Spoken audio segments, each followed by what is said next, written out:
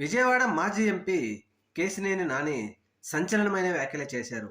అవేంటి అంటే, ఇప్పటి వరకు టీడీపీ వాళ్ళు లేకపోతే టీడీపీ నాయకులు ప్రచారం చేస్తున్నట్టుగా జగన్మోహన్ రెడ్డి గారిని లిక్కర్ స్కామ్లో అరెస్ట్ చేస్తాం, కసిరెడ్డి రాజశేఖర రెడ్డి ఇది చెప్పాడు, విజయసాయి రెడ్డి అది చెప్పాడు, మిథున్ రెడ్డి వీళ్ళందరూ వీళ్ళున్నారని చెప్పేసి పెద్ద ఎత్తున ప్రచారం చేస్తూ ఈ రోజు రేపు చేస్తారు అని ప్రచారం చేస్తున్న తరుణంలో కేశినేని నాని చేసిన ట్వీట్ అయితే ఒక విధంగా షాక్ అని చెప్పొచ్చు.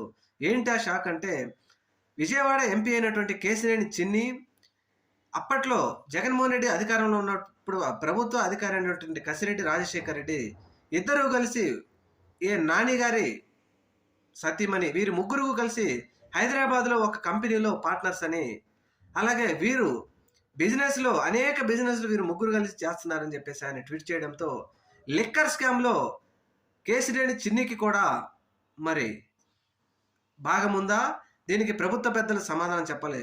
ఎందుకనంటే వైఎస్ఆర్సీపీ పార్టీ ఇదంతా డొల్లాన్ని తీసిపడేస్తే అసలు ఎవరైతే ముఖ్యుడు అని చెప్తున్నటువంటి కేశిరెడ్డి రాజశేఖర రెడ్డి, ఎంపీ కేశినేని చిన్నికి వీరిద్దరికీ సంబంధాలు ఉండడంతో ఇప్పుడు చేతులు మొత్తం టీడీపీ ప్రభుత్వం వైపే తిరిగాయి. మరి దీనికి ఏమని సమాధానం ఇస్తుందో ఎల్లో మీడియా కానీ లేకపోతే ప్రభుత్వం కానీ చూడాలి.